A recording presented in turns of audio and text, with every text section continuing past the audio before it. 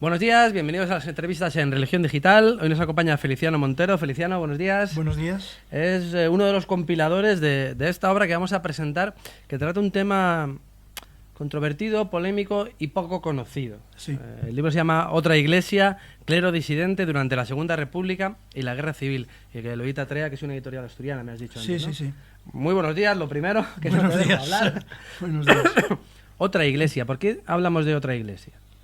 Bueno, porque realmente los curas biografiados aquí ciertamente tienen una trayectoria diferente de la que es la posición mayoritaria y la más conocida y reconocida por la historia de la Iglesia española del catolicismo español durante la Guerra Civil. ¿Tienen unas características que los puedan definir? Sí, fundamentalmente yo creo que son personas, son clérigos que entran en un proceso de conversión hacia valores democráticos, hacia valores republicanos y en unos casos a través del compromiso social y en otros casos a través de otros contactos con el mundo de fuera de la Iglesia Católica y realmente van convirtiéndose a sus valores, ¿no? Y eso les hace que, bueno, cuando llega la República sobre todo, pues de una manera bastante natural se encuentran a gusto en ese contexto, ¿no? Y ya cuando en la situación dramática y crítica de la Guerra Civil, según donde les pilla, pues normalmente asumen posiciones que eran heterodoxas para lo que era la posición normal de la Iglesia. ¿Y es compatible? Era compatible, hemos visto que la historia nos demuestra que sí. podría serlo, pero era peligroso cuando menos, pero resulta compatible esa identificación con determinados valores, llámese republicanos, llámese de izquierda, y la pertenencia a la Iglesia. Yo creo que durante la República, desde luego, sí era compatible, y no solamente, digamos, estos curas o estas biografías más excepcionales, sino incluso una mayor parte de la población realmente yo creo que fue sinceramente católica y aceptó la República. En unos casos de una manera, como sabemos, accidentalista o posibilista, como mal menor, según la teoría tradicional desde León XIII, ¿no? Pero en otros casos yo creo que con más convicción. Quizás ese sector es más minoritario, pero no tanto, ¿no? Y lo que pasa es que ciertamente al estallar la guerra ya la cosa es más complicada, ¿no? Y ahí esa compatibilidad se hace muy difícil, prácticamente imposible, ¿no? ¿Se sintieron abandonados por su iglesia, claro, por su jerarquía? Vamos a intentar... Sí, como digo, realmente la guerra significó una ruptura. Es decir, para toda la sociedad española. Es decir, las posiciones, yo creo que la historia en general de la República y de la Guerra Civil a veces no insiste, no pondera demasiado, digamos, las posiciones de centro, o los matices. Es decir, la guerra elimina los matices, como sabemos bien, blanco-negro, y hay que definirse. Entonces ahí todos los que estaban en una posición matizada, pues o van al exilio, la Tercera España, o simplemente desaparecen, ¿no? En el caso de los curas también, ¿no? Entonces yo creo que abandonados en general sí, perseguidos también, porque también durante la guerra lo que hay es una guerra de propaganda. Entonces cada uno adopta una postura y generalmente o son suspendidos de su cargo, o son suspendidos a divinis, o son excomulgados, aunque algunos de ellos logran posteriormente rehabilitarse, ¿no? Y luego también yo creo que esta pregunta tiene que ver hasta qué punto los obispos en algunos casos pudieron mediar o no en los procesos militares a los que fueron sometidos. ¿Cómo se comportaron los obispos? Porque sí sabemos la declaración, excepto Mateo Mújica y alguno más, la declaración del 37 declarando esto como una gran cruzada, la Guerra Civil, el alzamiento, como lo queramos llamar, el golpe de Estado de Franco, pero perdón, ¿cuál fue la postura concreta de los obispos respecto a estos y a otros sacerdotes disidentes, como tú comentas? No, pues eso, fundamentalmente eran enemigos porque justamente estos sacerdotes son el testimonio, además utilizado por el propio gobierno de la República. Eso era más conocido, aunque aparecen en el libro, pero era más conocido el caso de, bueno, Gallego Rocafull no es biografiado aquí, pero hay una biografía reciente y es bien conocido, Leocadio Lobo. Es decir, hay unos cuantos que asumen una tarea de propaganda en el extranjero, en medios católicos, sobre todo franceses, belgas y demás, de crítica a la pastoral colectiva y de crítica a la legitimidad religiosa de la guerra. De modo que están claramente enfrentados en esa especie de gran guerra de propaganda que se plantea durante todas las guerras. Y en el caso nuestro, esa propaganda tiene mucho que ver con el asunto del carácter o no religioso de la guerra civil. ¿Tenía un carácter religioso la guerra civil? Yo creo que en parte sí. Yo pienso que, al menos, vamos a ver, es desde hoy, o desde una mentalidad sobre todo, digamos, pues conciliar, con la que me identifico, ciertamente es muy fácil desmontar eso, ¿no? Pero yo creo que hay que colocarse en el contexto de la época, ¿no? Y entonces hay que escuchar el testimonio y la autopercepción de los... Es decir, una cosa es que el régimen utilizara, Franco y en general los militares, utilizaran este elemento a la hora de, sobre todo cuando la guerra se consolida, a la hora de consolidar y fortalecer la propia posición, y eso es claro, y en esa operación de utilización entra la Iglesia, entra Gomá, entran los obispos, digamos que entre comillas o sin comillas se dejan utilizar o se utilizan recíprocamente. Sí. Pero otra cosa es que efectivamente los fieles, los católicos, los militantes, realmente vivieran esa experiencia de la guerra con ese carácter religioso. Yo creo que sinceramente para ellos, para bastantes de los que participaron en esto, fue así. Es decir, y no cabe, desde la perspectiva nuestra, desautorizarlos. ¿Quiénes somos nosotros para desautorizar aquellas posiciones, por otra parte, tan dramáticas, ¿no?, en las que les iba la vida, ¿no? Tenían sus condicionamientos, como nosotros tenemos los nuestros. Creo que el trabajo del historiador, que es muy difícil, es justamente intentar siempre comprender, intentar situarse en el contexto de la época, ¿no? Desautorizarlo, descalificarlo desde parámetros actuales, posteriores, claro, no tiene mucho sentido. Hay que tener en cuenta el contexto en el que se toman pero por supuesto reconociendo que hay una utilización, que hay una manipulación y una utilización. Y luego lo que hay es un gran debate, no solamente en España, más internacional, en el mundo católico internacional. Porque la pastoral colectiva, como se sabe, en realidad el destinatario no es tanto el catolicismo español, sino es el catolicismo internacional. Para que se supieran que había un reconocimiento de la Iglesia a sí, un determinado bando, y porque no determinados medios, claro, fundamentalmente franceses, en torno a Maritain y demás, habían claramente publicado que no era una cruzada religiosa y que no podía justificarse religiosamente. No, tampoco hay que olvidar que del 36 al 39 España se convierte en un banco de pruebas para la Segunda Guerra Mundial. Sí. No, pero además esto se plantea enseguida, muy temprano, ¿no? Bueno, la pastoral del 37, pero sí. Como historiador, aunque nos salimos un poquito de este tema concreto, como historiador, ¿cómo ves los procesos de beatificación? ¿Cómo los ves? Bueno, pues en la misma línea que estaba comentando antes, vamos a ver. Bueno, lo que es llamativo, y hay que reconocerlo así, es la propia evolución de entre comillas, de la política de la Iglesia al respecto. Es decir, que hay un momento, es en torno al 63, 64, Pablo VI, en que separan esos procesos que se hayan iniciado inmediatamente después de la guerra. El libro, el importantísimo libro de Antonio Montero sobre la persecución religiosa, está hecho en buena medida sobre la base de los estudios previos de esos procesos casi inmediatos, que estaban. Yo creo que el primer proceso se abre inmediatamente después. ¿no? Y había estudios en todas las congregaciones religiosas, es decir, sabían bien. Entonces todo ese proceso se para y tiene que ver con el propio espíritu del concilio, pero sobre todo con lo que significaba eso en el contexto español de apoyar un proceso de reconciliación, ¿no? Y no es casual que se recupere en un contexto de la Iglesia diferente, que es el contexto de la orientación del propio Juan Pablo II, que plantea una afirmación de la propia identidad católica y por tanto como por un lado me parece una fuerte afirmación de la identidad católica, no hay por qué avergonzarse sino al revés, dar testimonio.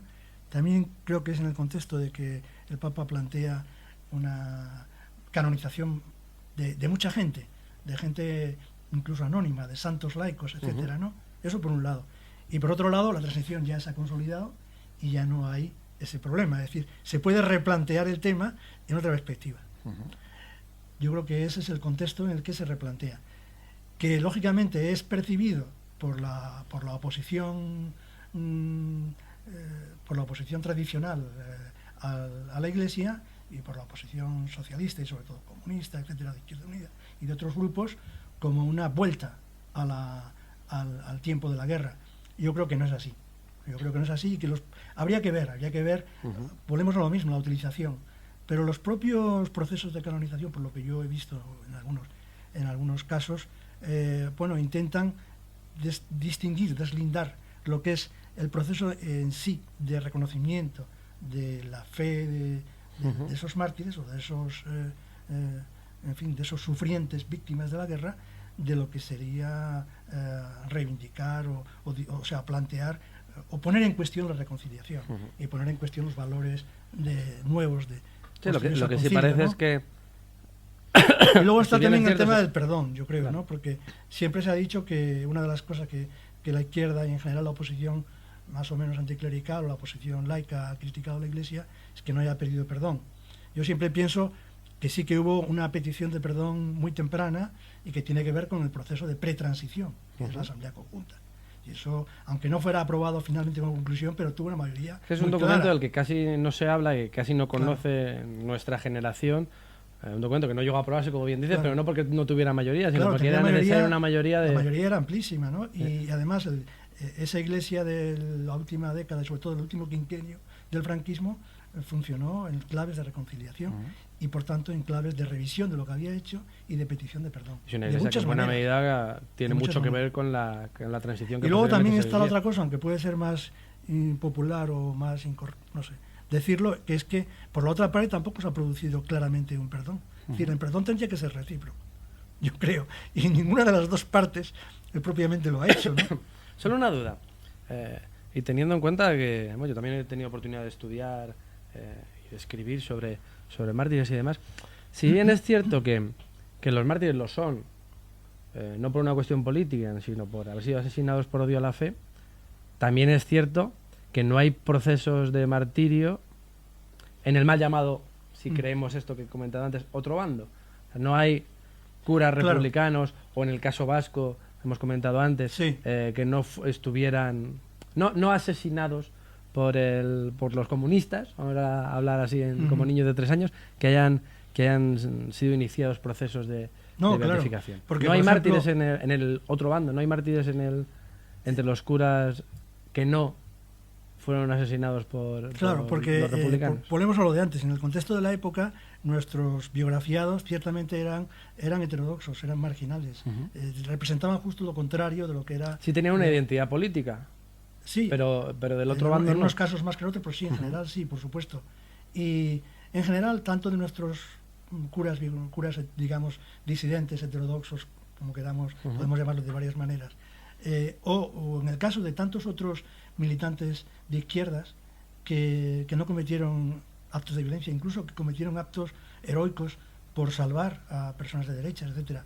Es decir, es evidente que en ese bloque de izquierdas, en lo que estarían también nuestros curas, hay santos, en el sentido laico de la palabra. Lo que pasa es que yo creo también en este debate, en esta polémica, quizás también hay un cierto factor, un cierto error, en el sentido de que yo creo que se plantea, digamos, la cuestión de los mártires finalmente es una cuestión interna, fundamentalmente de la Iglesia. ¿Por qué duele tanto, afecta tanto a sectores que no son de Iglesia el discutir si son mártires o no? Es una cuestión interna, allá la Iglesia o allá los fieles o los católicos sobre ese tema, ¿no? Ahora, ciertamente que desde una perspectiva más amplia, laica, yo creo que hay mártires en el sentido de ejercer virtudes heroicas, virtudes de generosidad, de perdón. De una vida acorde con el Evangelio. Sí, y sobre todo de jugarse la vida por salvar a las personas. Aquí mismo aparecen en la biografía casos de este tipo, ¿no? O sea, cuéntame alguno. Por ejemplo, hombre, el cura que es un cura nada conocido, el párroco de Mijas, que es Francisco González Fernández, que él es, desde luego, tiene un papel protagonista. Él se va decantando cada vez más por la República, se hace maestro, abandona la parroquia. No está, porque en este caso hemos tenido muy poca documentación, muy pocas posibilidades de fuentes, ¿no? Claro. Y hay más preguntas que respuestas. Pero da la impresión de que, bueno, él abandona o le presionan para que abandone, la parroquia no está claro, y él se va a su trabajo ya en el 34 en una escuela. Y poco a poco se va cada vez más comprometiendo con la República. Y el tiempo de República Popular en guerra que ocupa Málaga entre julio 36 y febrero 37, que son unos meses. Cierto. Él está plenamente identificado, pero al mismo tiempo los testimonios hablan de que él trata de mediar para salvar, pues lógicamente alguna familia, está claro, y quizás incluso alguna persona más o algún cura más, ¿no? Aunque no está perfectamente documentado. Pero vamos, hay más casos en que ese trabajo de mediación funciona, ¿no? Y yo creo que, y no solamente, bueno, ya hay casos bien conocidos de anarquistas, de socialistas, y de represaliados. Bueno, todas las biografías estas pasan por la represalia, por supuesto, pasan por la cárcel, salvo los que les pilla la guerra en territorio republicano y al final de la guerra logran ir al exilio, ¿no? Y bueno, durante el exilio continúan represaliados en el sentido de que no pueden regresar o no pueden recuperar su ¿Y cuál es la iglesia identidad que sueñan o que piensan estos personajes que se tienen que ver obligados a abandonar su país y en cierto modo también su ministerio activo, por así decirlo? Sí, pues yo creo que por una parte, como digo, hay como dos perfiles, un perfil más de tipo social, que es quizás lo que domina más, es decir, que es el compromiso social, con lo que se llama entonces el catolicismo social, que sería ahora el compromiso social, lo que les lleva, digamos, a tomar compromisos y posiciones críticas con el contexto social y también con la propia Iglesia, en la medida en que la Iglesia no apoya o no es suficientemente decidida en ese compromiso. Y luego estaría también, yo creo, una evolución intelectual, en algunos casos sobre todo, hacia valores liberales, valores republicanos, ¿no? Y lo curioso en ese sentido es que serían claramente antecedentes de lo que es el espíritu del Concilio Vaticano II y de la Iglesia del posconcilio. En el caso de uno de los biografiados, que era ya conocido porque estaba recogido su testimonio en el libro de Ronald Fraser de la historia oral de la Guerra Civil Española, que ahí es un libro excelente, pionero además en la utilización de las fuentes orales. Ahí está recogido su testimonio y en esta biografía se amplía, se documentan y se amplían muchas más cosas, ¿no? Pues en la vida, la trayectoria de Rémulo Martínez, que es muy larga, le da tiempo, porque muere ya después creo que en los años 80, le da tiempo a contemplar la Iglesia del Concilio Vaticano II y a verse un poco como reconocido a posteriori. Y ocurre en más casos. Y cuando se ven las trayectorias, los valores que defienden y demás, pues se aprecia que... Lo que pasa es que, curiosamente, la nueva Iglesia o los nuevos curas conciliares y posconciliares apenas, salvo en el caso de Arbeloa, que sí que detectó alguno de ellos y escribió sobre eso, apenas conocen ni reconocen estas trayectorias. Eso creo que es... Están más preocupados por la reconciliación que por estudiar el pasado, probablemente. Sí, no, porque realmente son trayectorias que han quedado olvidadas.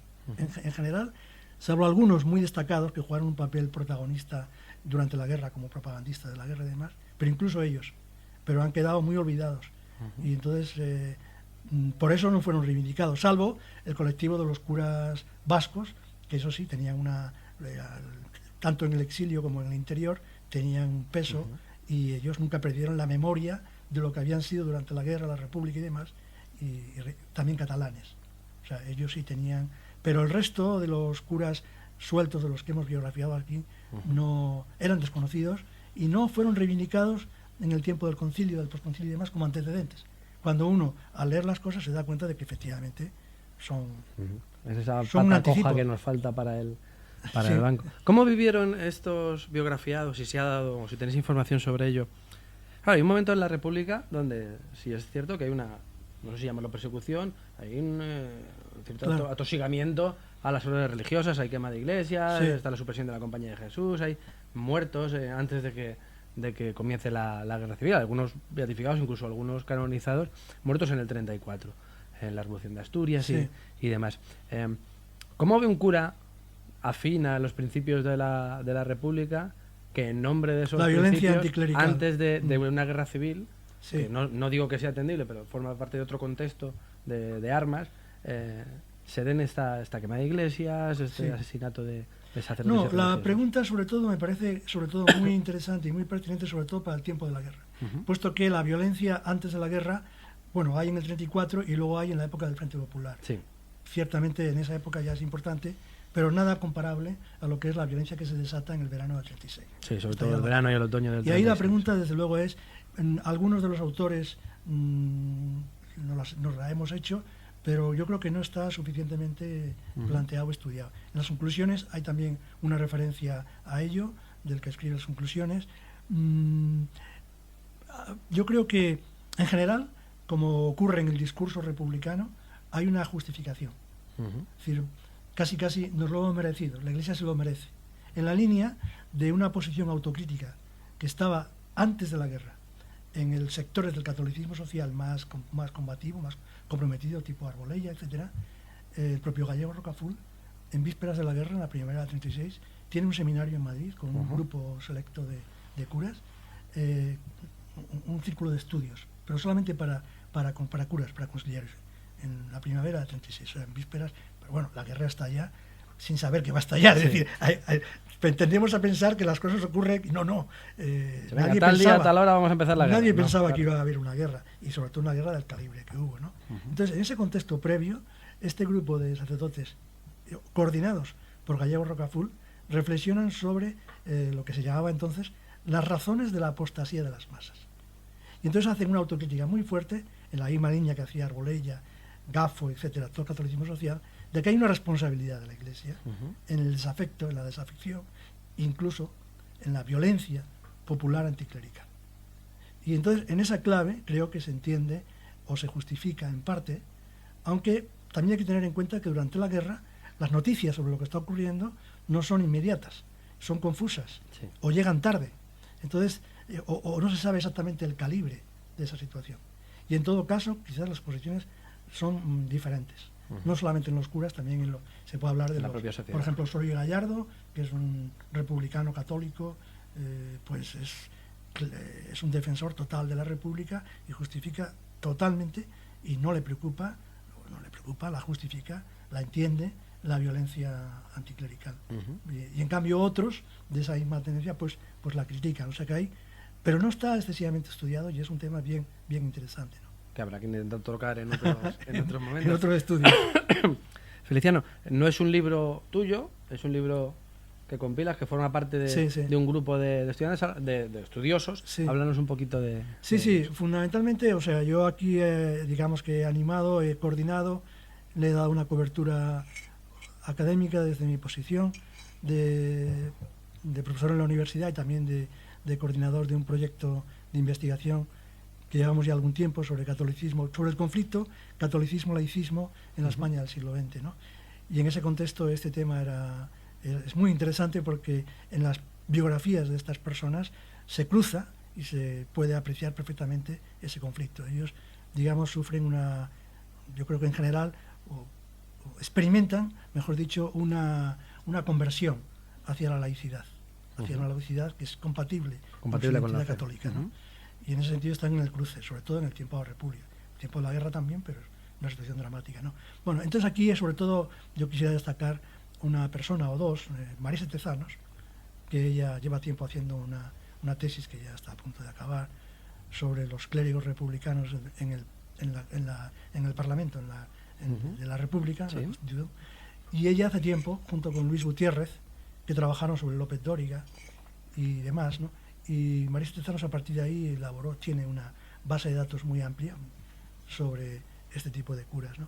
Y luego en torno a ello pues han ido agregándose otros, bueno, Luisa Marco, que tiene también una tesis importante, de modo que sobre todo es el grupo. Cada biografía es trabajo de cada persona, pero nos reunimos varias veces, contrastamos, intercambiamos, es decir, que hay un cierto trabajo colectivo dentro de que cada capítulo tiene su autonomía, ¿no? Pero sí, el protagonismo principal yo creo que corresponde a los autores y muy especialmente a Marisa Tezanos, a Luis Gutiérrez. Pues muchísimas gracias, Feliciano. Otra iglesia, clero disidente, donde durante la Segunda República y la Guerra Civil, que edita TREA, un libro muy interesante y sobre todo que nos ofrece otro punto de vista sobre una situación histórica y religiosa de la que se ha escrito mucho, de la que se ha hablado, no sé si demasiado, pero bastante, pero de la que no se conoce. No, todo. yo creo que sobre todo este sector está muy poco conocido. Y que lamentablemente todavía hoy tiende a ser polarizado en uno y otro extremo. Claro.